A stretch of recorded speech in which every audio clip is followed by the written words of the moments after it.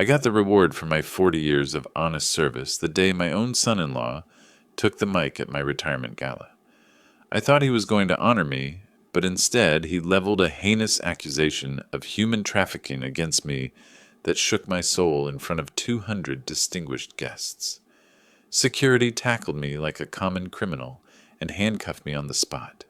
My own children pelted me with bottles and disowned me, calling me a monster. There I was, lying on the pavement with a torn uniform and a shattered reputation. But they had no idea that I would settle the score for that humiliation by dismantling their entire future, generation by generation. Before we continue, please subscribe to the channel and tell us in the comments what time it is where you're listening from. I can still hear the clink of glassware from that night if I close my eyes long enough. It had been meant to be a farewell, a dignified full stop at the end of a life spent inside rules and procedures, careful decisions, and long nights. 40 years. That number had weight to it. You don't survive 4 decades in public service without making enemies, but you also don't expect the blade to come from inside your own family.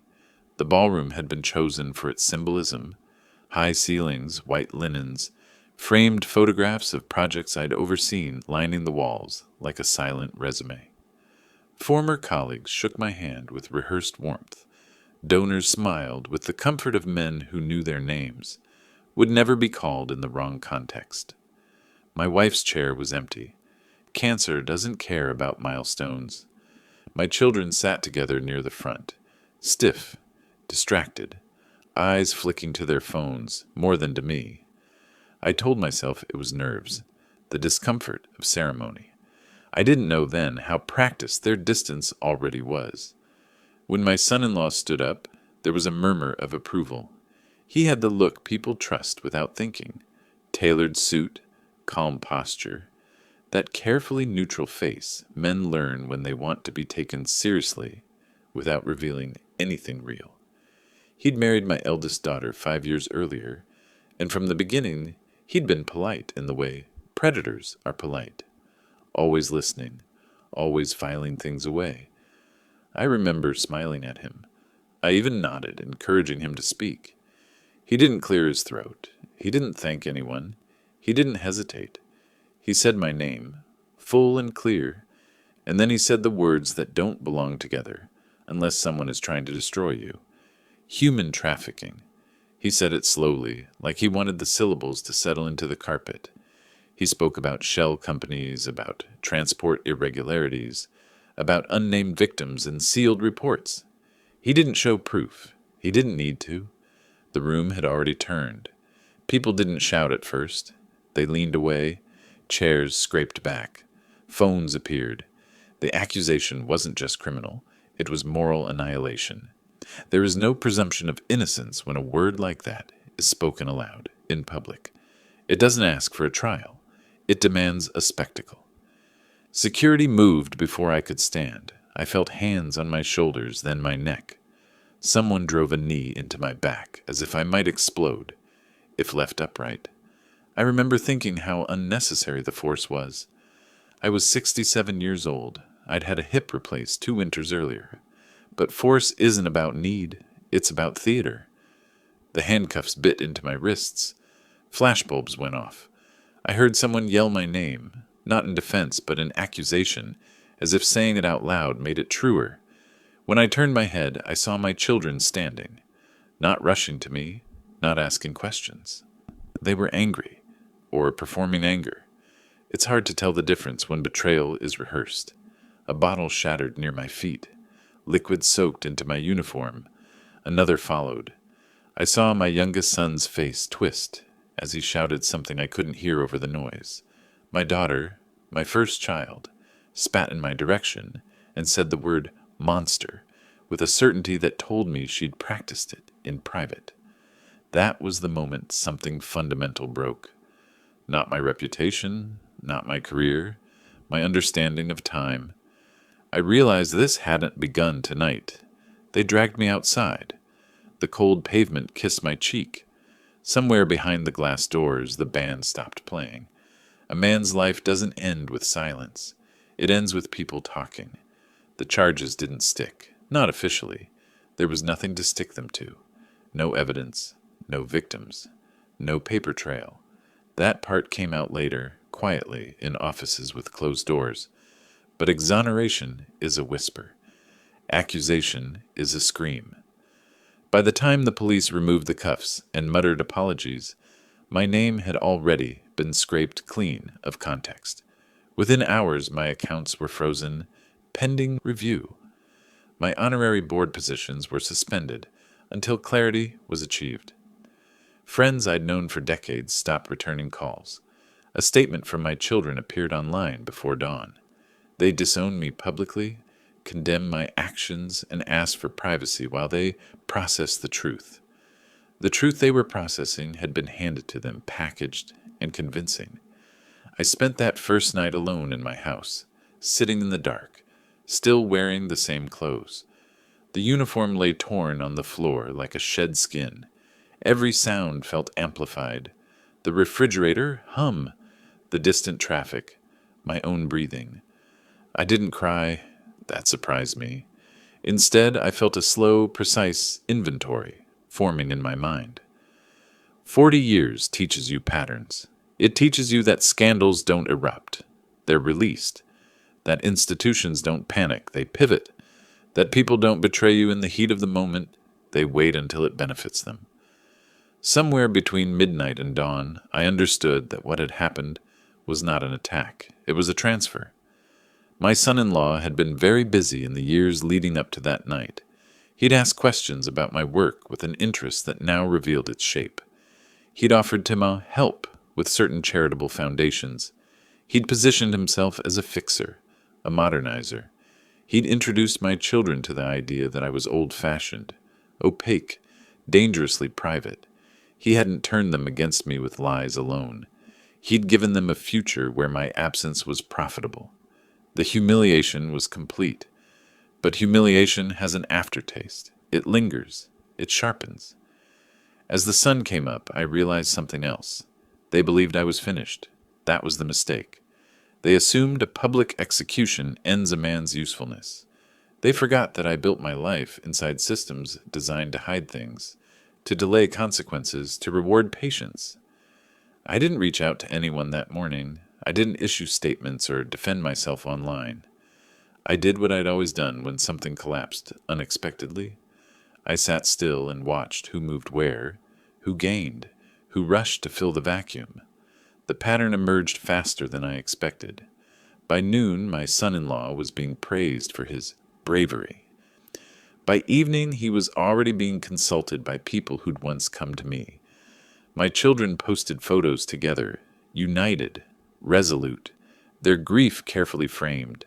They had stepped into a narrative that painted them as victims who had survived me. That narrative would protect them from questions. It would also make them careless. I stood at the window as the light faded again, looking out at a city that no longer recognized me. The shame still burned, but beneath it was something colder, more stable, a certainty. I hadn't lost everything. I'd lost what they could see, and that was acceptable, because what they couldn't see was still intact. And as I finally turned away from the glass, I understood, with absolute clarity, that the night they destroyed my name was only the beginning, because I was about to begin dismantling theirs, in exactly the same order they had built it. I didn't rush. That was the first advantage.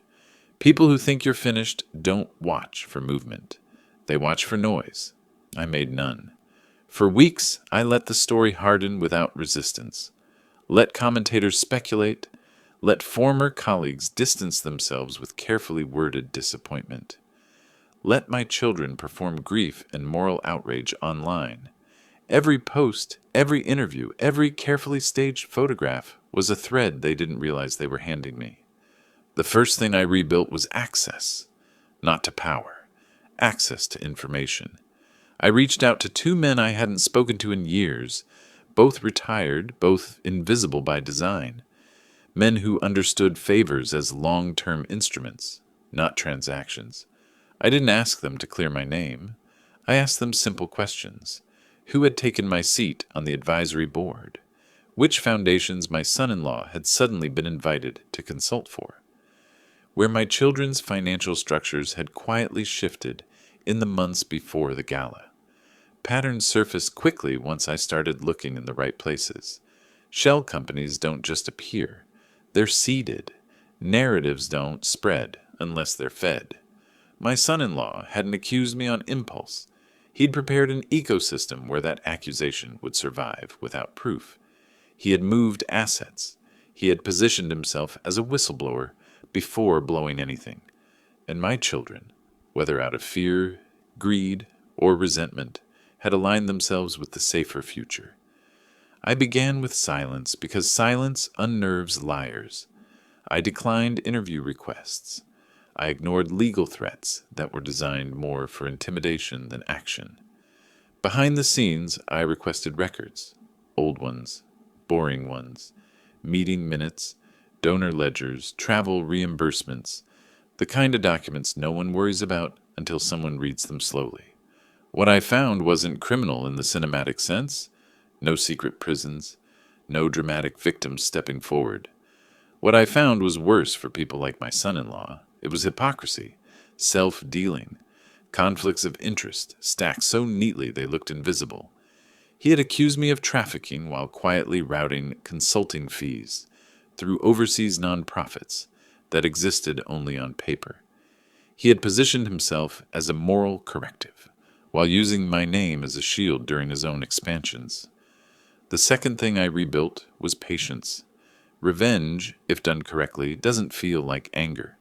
It feels administrative. I let my son-in-law enjoy his moment. He appeared on panels about ethics.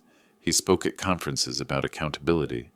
My daughter sat beside him, nodding, her hand on his arm, the image of loyalty. My sons took jobs facilitated by his new connections. They were rising quickly, too quickly. I re-entered the world quietly through a side door they'd forgotten I still owned. A small non-profit I'd helped establish decades earlier, now run by a woman who trusted me because I'd never failed her once.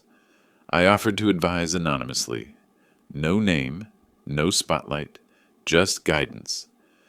Through her, I gained a front-row seat to the philanthropic circuits my son-in-law now frequented. I watched how he spoke when he thought no one important was listening. I watched how he cut corners, how he assumed immunity. The first public crack came 6 months after the gala.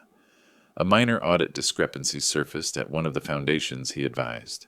Nothing dramatic, just enough to trigger a review. He brushed it off publicly, blaming legacy accounting issues.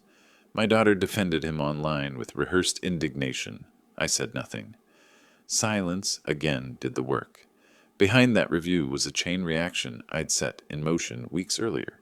Anonymous tips don't convince auditors. Documentation does. I hadn't accused him of anything. I'd simply made sure the right files were impossible to ignore. Each one led to another. Each question required an answer that contradicted a previous statement. The web tightened, slowly, invisibly. My children began to feel it before they understood it. Invitations dried up, projects stalled. Phone calls weren't returned as quickly. They told each other it was temporary. That scrutiny was the price of righteousness. That belief kept them compliant, kept them visible, kept them talking. The real humiliation, I'd learned, doesn't come from exposure alone. It comes from being forced to repeat a lie while the room grows quieter each time. My son-in-law started canceling appearances. His tone changed. Defensive became combative. Combative became brittle. The same people who'd praised his courage now asked pointed questions in private. He answered them poorly. A year after my arrest, the foundation announced his resignation. They cited strategic differences. The phrase always amuses me. It means someone lost leverage. My daughter released a statement about standing by her husband through challenging times. The comments weren't kind. Public morality is loyal only to momentum. My sons felt it next. Their promotions were delayed. Background checks stretched longer than usual. Old emails resurfaced, not incriminating, just revealing. Casual arrogance. Assumptions of protection. They had grown up believing my reputation insulated them. When it vanished, they had nothing underneath. Throughout it all, I remained absent. That absence became its own accusation. People began to ask why I hadn't defended myself more aggressively, why the charges had evaporated so quietly, why no evidence had ever emerged. Doubt crept in, not about my innocence, but about their certainty. The second year was when the generational dismantling truly began. Trust funds were questioned, inheritances restructured under legal review, partnerships dissolved. Not because of me directly, but because association had become inconvenient. The same crowd that had watched me be handcuffed now watched my family struggle to explain themselves. I saw my daughter once during that time, by accident, across a courthouse hallway. She looked older, tired in a way makeup can't fix. Our eyes met for a fraction of a second. There was no apology there, just calculation.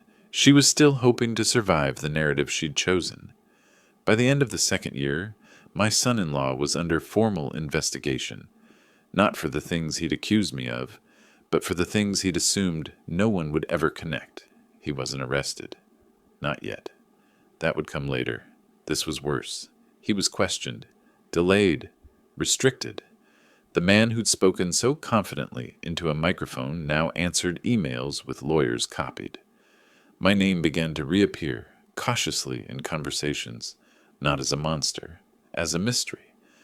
And in that uncertainty, my quiet revenge continued to do its work, because the most effective dismantling doesn't look like punishment. It looks like erosion. That's how it felt watching their certainty dissolve, not all at once, not with drama, but grain by grain the way cliffs disappear while everyone insists they're still standing. By the third year, the noise had died down. No more headlines, no more outrage, just long stretches of quiet where consequences did their work without asking permission. My son-in-law learned first that investigations don't need urgency to be fatal. They only need persistence. His legal team changed twice. The first firm promised to control the narrative. The second promised to contain exposure. By the time the third arrived, no one promised anything anymore. They spoke in hours, billed, and risks managed. They spoke as if time itself were an enemy, and it was.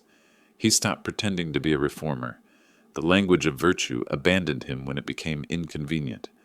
Panels stopped calling. Invitations expired unanswered.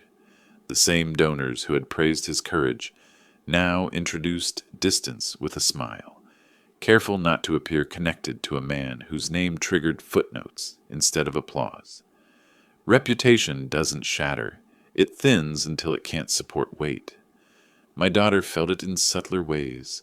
She'd built her identity on proximity, to him, to influence, to moral certainty. When that proximity became a liability, she had nothing left to stand on. Friends grew cautious. Conversation shortened. Advice came wrapped in disclaimers. She was still invited places, but no one waited for her opinion anymore. That kind of exile doesn't announce itself. It just becomes routine. My sons reacted differently. One tried to outrun the damage with ambition, pushing harder, networking louder, mistaking motion for progress. The other withdrew, convinced invisibility might offer protection. Neither worked. Systems remember patterns, and both of them had grown inside one built on borrowed credibility. I watched from a distance, not with satisfaction, but with focus. Revenge wasn't the emotion driving me anymore. Precision was. I had learned early in my career that the most effective pressure is applied where no one thinks to reinforce. Legal frameworks, fiduciary obligations, conflicts of interest that don't matter until suddenly they do. I didn't create their failures. I simply removed the insulation that had kept them consequence-proof. The public turning point came quietly, as these things always do. A financial reporter published a long piece, not about me, not even primarily about my son-in-law, but about nonprofit exploitation by ethical intermediaries. My case appeared halfway down, contextual, cautious. It didn't accuse. It connected. That was enough. Questions followed. Not outrage, curiosity. the kind that spreads because it feels reasonable. People began to ask why the accusations against me had collapsed so completely, why no charges had ever survived review, why the man who'd accused me now found himself defending accounting practices no one had noticed before. Curiosity is dangerous because it doesn't feel like betrayal to those who indulge it. My son-in-law tried to get ahead of it. He agreed to an interview he shouldn't have. He spoke too much, referenced documents that weren't public, framed himself as a victim of retaliation. In doing so, he confirmed what investigators already suspected, that he knew more than he claimed and less than he pretended. The interview didn't end him. It accelerated him toward the end. Formal charges arrived months later. Financial misconduct, abuse of charitable structures, fraud through misrepresentation. No spectacle, no handcuffs on pavement, just filings, notices, calendars filling with court dates that couldn't be avoided. He wasn't arrested that day, he was diminished, permanently. My children issued statements within hours, carefully worded, expressing shock, requesting privacy. They'd learned the language of retreat well, but something had changed in how those statements were received. The comments weren't sympathetic.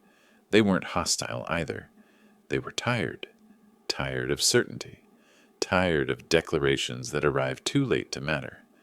I received my first apology that year, not from my children, but from a former colleague. A quiet message, 4 sentences, no excuses. Just an admission that he'd believed what was easiest to believe and regretted it. That mattered more than any public vindication. It told me the ground had shifted. The real dismantling, though, happened far from cameras, in probate courts, in regulatory reviews, in financial audits that don't care about family loyalty. Trusts were frozen pending clarification, assets reassessed, estate plans questioned.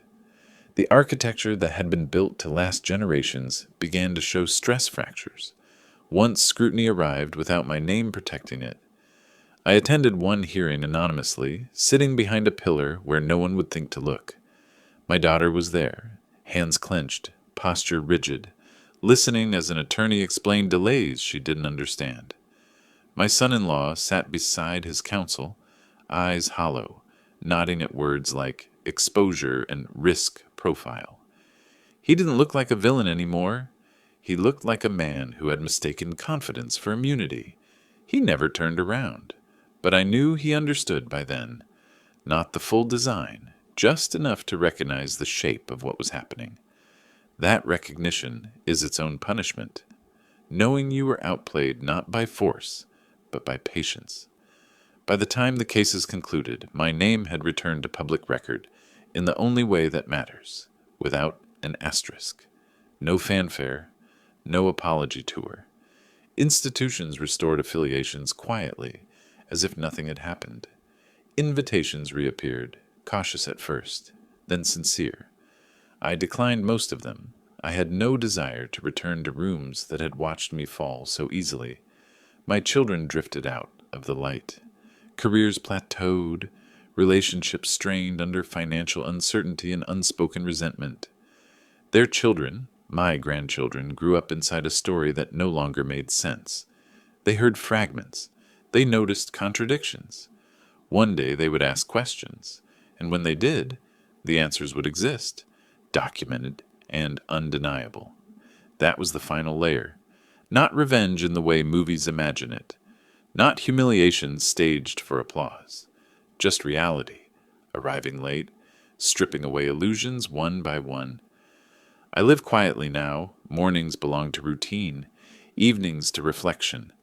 Sometimes I think about that night, the lights, the applause, the moment the microphone changed hands. I don't feel anger when I remember it. Anger is loud and wasteful. What I feel instead is certainty. That power doesn't live in spectacle. It lives in memory, in systems, in the refusal to vanish when others decide your story is over. They tried to erase me in public. I answered by letting time do what it always does when given the truth. If you enjoyed this story, please like this video, subscribe to the channel, and share your thoughts about this story. in the comments. Thank you for listening.